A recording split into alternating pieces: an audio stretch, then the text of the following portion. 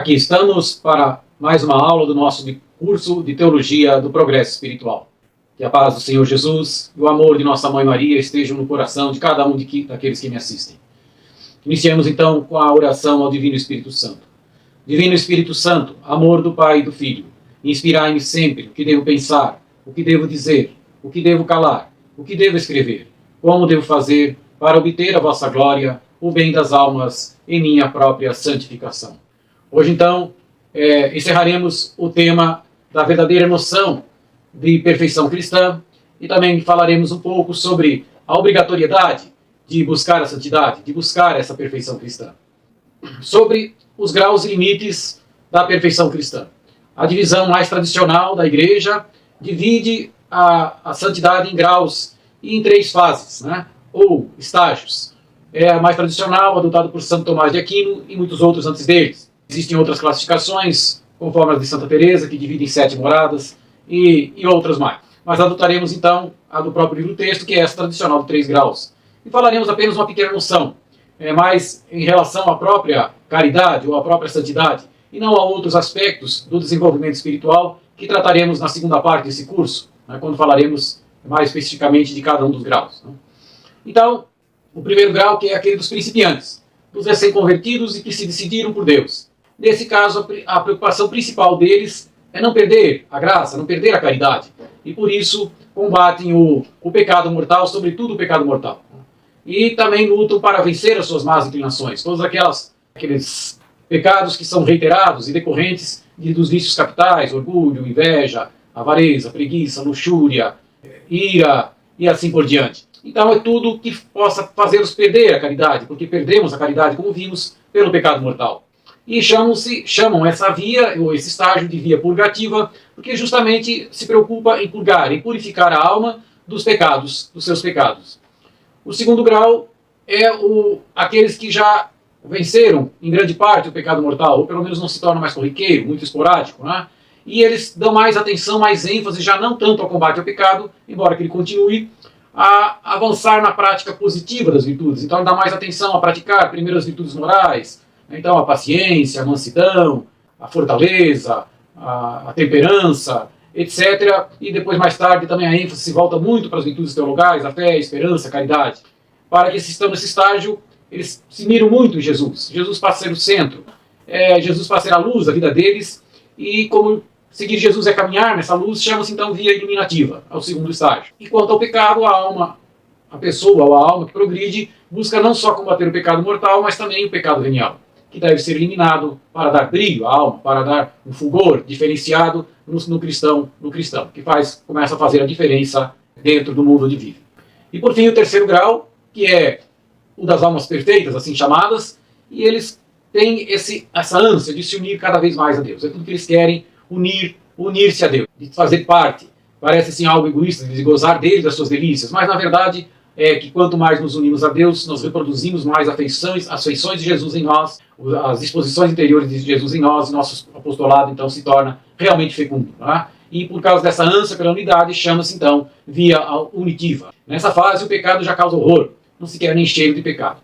Tudo isso será visto com mais detalhes em aulas posteriores, mais para o final do curso. Tá? As virtudes atraem muito, sobretudo as virtudes teologais. Querem realmente praticar a caridade, e como vimos, que nos une a Deus, em última análise, é a própria caridade. Essa perfeição, ou essa santidade, ela tem, nessa terra, limites. Jamais vamos conseguir amar a Deus tanto quanto Ele merece, né? Porque Deus é infinitamente amável, infinitamente digno de ser amado. E como nós somos limitados, somos seres finitos, somente podemos amar com um amor limitado. No entanto, é verdade que sempre podemos nos esforçar para progredir, para amar a Deus cada vez mais. Diz São Bernardo, Claraval, que a medida do amor de Deus é amá-lo sem medida. Ou seja, é o primeiro mandamento, com todas as nossas forças, com todo o entendimento, que devemos amar a Deus, amá-lo cada vez mais conforme as nossas forças. E também, na Terra, como vimos, não conseguimos amar a Deus sem interrupção, sem alguma falha. Com um amor completamente puro e totalmente desinteressado, que exclua também a própria esperança, que exclua. Porque veja, em princípio, se eu espero ir para o céu e ajo por amor a Deus, mas tenho essa esperança, mistura-se o interesse pessoal da glória eterna com o interesse do amor de Deus. Então, há sim uma mistura. e vamos ver que essa mistura não causa problema. Na verdade, há inclusive citações na Bíblia, até na Bíblia dos Santos, né, de que às vezes realiza-se de vez em quando, pelo menos nós chamamos de ato puro de amor, que exclui a própria esperança. Então temos dois exemplos na Bíblia que eu vou ler aqui. Um está no livro do Êxodo, né, capítulo 32, na qual Moisés vai dizer, pedindo perdão para o povo hebreu, vai dizer, mas agora perdoa-lhes o pecado, ou então risca-me do livro que escrevestes. Ou seja, ou perdoa, Senhor, ou então me exclui do livro da vida. Foi a oração de Moisés, pedindo que ele mesmo fosse excluído em favor do povo judeu. Aí também vemos na carta de São Paulo aos Romanos, que no capítulo 9 ele vai dizer, tenho no coração uma grande tristeza e uma dor contínua, a tal ponto que desejaria ser eu mesmo excluído de Cristo em favor de meus irmãos, meus parentes segundo a carne. Está dizendo, eu renuncio, que eu seja excluído, que eu seja condenado em favor dos meus irmãos. De tanto amor, excluir a minha própria esperança, a minha própria desejo de salvação em favor dos irmãos. É o ato de amor puro. Jamais seria uma oração impossível, porque morrer de amor é tudo que Deus, é o máximo que podemos fazer por Deus. Né? Então jamais Deus iria perder uma alma assim. Mas é um desejo do coração e um desejo sincero. Todavia, o padre Tanqueray vai dizer que isso é como que um desatino de amor. Pode acontecer vez ou outra, mas não constantemente. Normalmente, então, o nosso amor é essa mistura de amor puro com amor de esperança. E essas duas coisas não se excluem, porque, na verdade, Deus quer que encontremos a felicidade em amá-lo, e amá-lo é glorificá-lo, e, na verdade, estar no céu é amá-lo e glorificá-lo para sempre. Então, esse desejo, na verdade, de esperança, é um desejo também que nasce do amor. Então, essa esperança no céu não impede um motivo dominante, né, que deve dominar nossas ações, que é o amor de Deus. No que se refere aos limites, quanto ao pecado, como é que funciona? Por uma graça especial, sempre, né, que nunca nos é negada, a gente pode chegar a evitar todo e qualquer pecado mortal. Isso é certo, pela teologia não pecaremos mortalmente. Mas aí até mesmo, às vezes, o pecado venial de propósito deliberado, aquele que pensamos em cometer, mas que não é grave, também pode ser excluído completamente. Mas não pode ser excluído todos os pecados veniais, os involuntários e aquelas faltas, ditas faltas de fragilidade. Aquela pequena preguiça, aquele esforço menor que sabíamos que poderíamos fazer mais e não fizemos, enfim, coisas desse gênero que é da nossa imperfeição, da nossa natureza. Aquela pequena paciência, movimento de impaciência, etc., coisas pequenas que podem acontecer, essas nunca ficaremos completamente livres. Então na terra jamais seremos impecáveis. Até a Bíblia vai dizer que o justo peca 7 vezes, e são quanto a esses pequenos pecados que os santos ainda nunca conseguem excluir completamente. Trataremos agora dessa obrigatoriedade, afinal de contas, existe uma obrigatoriedade de buscarmos a santidade ou a perfeição, porque, como já vimos, é certo que para salvar-se não é preciso excluir os pecados veniais, é suficiente estar em estado de graça, e o pecado venial não exclui o estado de graça. Então parece que, em princípio, para nós fiéis, não há uma outra obrigação além de preservar-se dos pecados mortais, né? Aqueles que realmente nos afastam de Deus. Mas aí a questão que se coloca é o seguinte: para se manter em estado de graça, por muito tempo a gente consegue se manter em estado de graça se não se esforçar, não combater um pouco os pecados veniais, não buscar um pouco progredir nessa santidade. Será que conseguimos nos manter? A Bíblia não aborda diretamente essa questão, mas ela insiste muitas vezes nessa busca da santidade. Põe diante de nós um ideal muito elevado, né, de Jesus, né, sede santo como vosso Pai do céu é santo, etc. Fala de todos, de renunciar, de renúncia, de caridade, que são os elementos essenciais da perfeição. Fala muito que amemos uns aos outros e perdoar os irmãos, etc. Muitos elementos que são próprios da santidade. Então, quem ler a Bíblia realmente com essa busca de buscar essa resposta, de se é obrigado a buscar a santidade ou não, com imparcialidade, vai ver que para se salvar, na verdade, há que se fazer. É necessário fazer mais do que o estritamente obrigado, de que é respeitar os mandamentos. Ou seja, deve haver um mínimo esforço para progredir na santidade. Jesus mesmo, como disse, apresenta esse ideal de santidade. Sede perfeito como vosso Pai Celeste é perfeito, vai dizer lá no Sermão da Montanha, em Mateus 5. E, na realidade, todo esse Sermão da Montanha é um comentário sobre o desenvolvimento desse ideal de santidade. A quem te ferir na face, dê também ao outro. No que tua mão direita não olhe o que fez a esquerda, ou vice-versa, não sei exatamente qual delas, né? E Jesus ainda vai dizer, procurai entrar pela porta estreita, porque digo-vos, muito procurarão entrar e não o conseguirão. Então, procurar entrar o que quer? Esforçar-se para entrar, né? Fazer algo a mais na sua vida para entrar por essa porta estreita. O caminho da caridade que não exclui o sacrifício, como já vimos na aula anterior.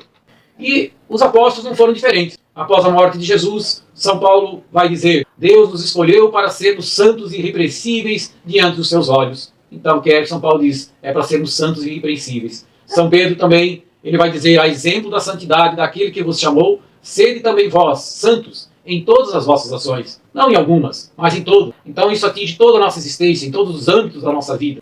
Também São João vai dizer no livro do Apocalipse: mas o justo faça justiça e o santo santifique-se ainda mais. Então já está falando que mesmo justificado, mesmo tendo recebido a graça santificante, deve se santificar ainda mais. Então todos os apóstolos acabam afirmando que a santidade não é apenas para uma questão de salvação. Ela serve realmente para você progredir espiritualmente e é um dever de todo cristão. Mesmo falando agora humanamente, na natureza da vida cristã, desculpa, não é humanamente, mas na natureza da própria vida cristã, que é a vida em Deus, São Pedro também vai dizer: crescei na graça e no conhecimento de nosso Senhor e Salvador Jesus Cristo. Crescei na graça, crescei na santidade. Como crescer na graça se não buscar a santidade? Então o próprio Santos Padres, a tradição da igreja, vai dizer que todos têm necessidade de perfeição. No caminho de Deus, ou a gente busca a perfeição, ou progride ou regride. Nunca estamos parados, ou avançamos ou retrocedemos. Santo Agostinho mesmo vai dizer: no caminho de Deus, não avançar é recuar. A razão nossa, agora sim, humanamente, também nos leva à mesma conclusão. Quando nós paramos de crescer, nos desenvolver, na verdade, começamos a debilitar, começamos a definhar, como vai chegando a velhice. E o mesmo acontece na vida espiritual. Se paramos de nos esforçar para progredir, os vícios, aquilo que havíamos vencido, começam a acordar, começam a fazer mais pressão sobre nós, recobram forças, né? E voltam a atacar. E se não nos damos conta, se não nos acordamos, e vamos cedendo uma coisinha ali, uma coisinha lá, e por fim acabamos caindo de novo no pecado mortal. Ou seja, por pura falta de esforço, de não querer progredir, na realidade, nesse momento começamos a regredir. E isso é muito comum. É muito, quantos e quantos casos que pessoas vão até um ponto, depois desistem, esmorecem, e acabam começando a regredir, e depois acabam abandonando tudo, voltando ao pó do pecado. É mais ou menos como um barco a remo, em que estejamos remando contra uma correnteza. Pode não ser uma correnteza forte, uma correnteza fraca. Então, à medida que remamos, ou seja, nos esforçamos, vamos contra a correnteza e progredimos. Mas no momento em que paramos, até a velocidade do barco, a inércia até pode avançar um pouquinho mais, imediatamente após começamos a ir para trás. Voltamos, no mesmo sentido. Se não avançamos, recuamos, porque as forças contrárias começam a fazer pressão e acabamos recuando e, por fim, caindo em faltas graves. Então, tanto a autoridade da Bíblia como da tradição e a nossa própria razão iluminada pela fé mostram-nos que ninguém consegue ficar por muito tempo no estado em que se encontra. Ou ele vai para frente, ou ele cai. Ou seja, se não houver esforço, ele não permanece em estado de graça, acaba caindo. Você deve praticar pelo menos um pouco alguns dos conselhos evangélicos, dos quais tratamos um pouco na aula anterior. Agora, é claro, tudo isso exige sacrifício, exige esforço, embora que a graça de Deus sempre esteja conosco, dando-nos novo vigor, novas forças, sempre nos impulsionando. Mas é bom nos enchermos, quanto mais razões tivermos para continuar nessa luta, é melhor. Então, as razões que tornam esse dever mais fácil, podemos classificar primeiro o bem da nossa própria alma. Ou seja, esforçar-nos é o meio mais fácil, mais eficaz de assegurar a nossa salvação. Assegurar completamente nunca estaremos, mas com certeza teremos muito mais chance de salvação eterna. E também é um meio de evitarmos muitos sofrimentos no purgatório. Só os puros verão a Deus. Só aqueles que estão completamente purificados irão direto para o céu. Então a imensa maioria dos cristãos passa pelo purgatório, que dizem que tem penas muito dolorosas, com sofrimentos atrozes. São Paulo vai dizer que todos vão passar pelo fogo, o fogo do purgatório. Também quando há esforço para a perfeição, evita-se as ocasiões de pecado, fortalece-se a vontade, vamos dizer, a vontade vai criando músculo. À medida que aprendemos a combater as nossas más inclinações, vamos ganhando domínio sobre nós mesmos, vamos tornando mais fácil nos entregar a Deus completamente.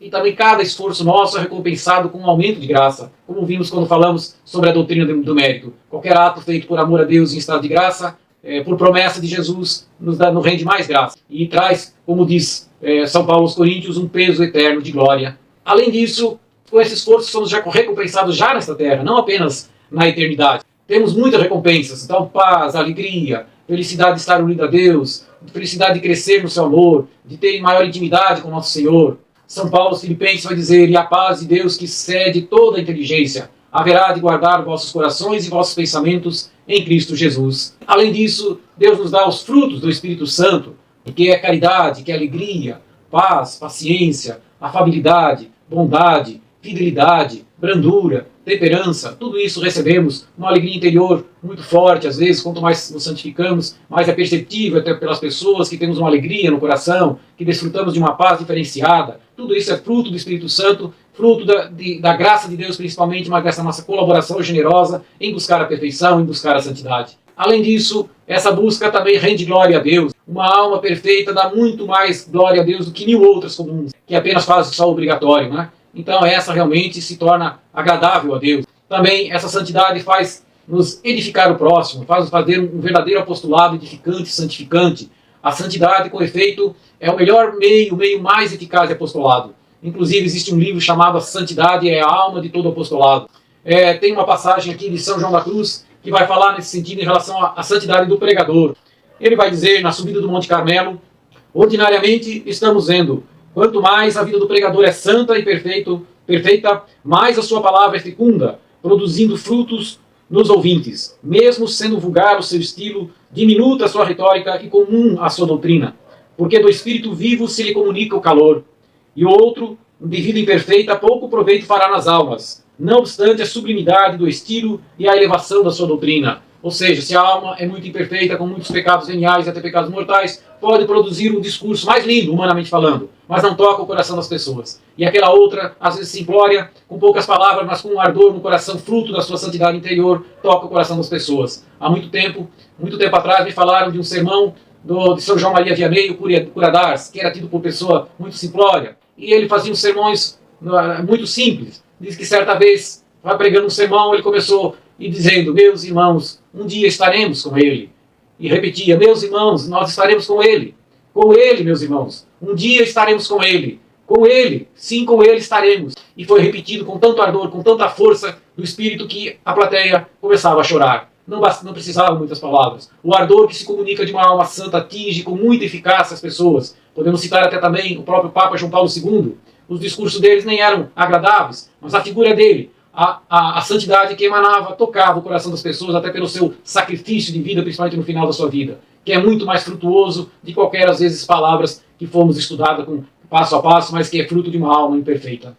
Por fim, teríamos a falar ainda que, se os leigos já são obrigados a, de certa forma, buscar pelo menos um pouco, progredir um pouco na santidade, muito mais são os religiosos e sacerdotes, né? Esse sim tem uma obrigatoriedade expressa de buscar a santidade.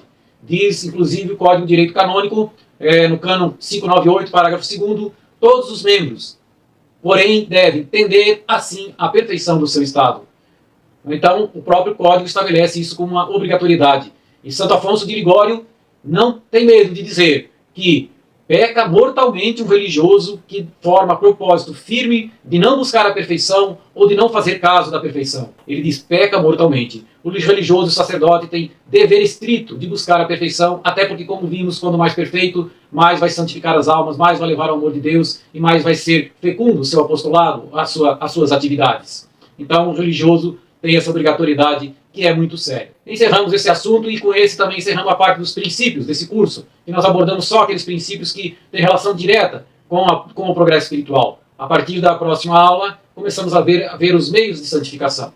Agradecemos a todos a atenção, seja louvado nosso Senhor Jesus Cristo e salve Maria, nossa Mãe Santíssima. Muito obrigado.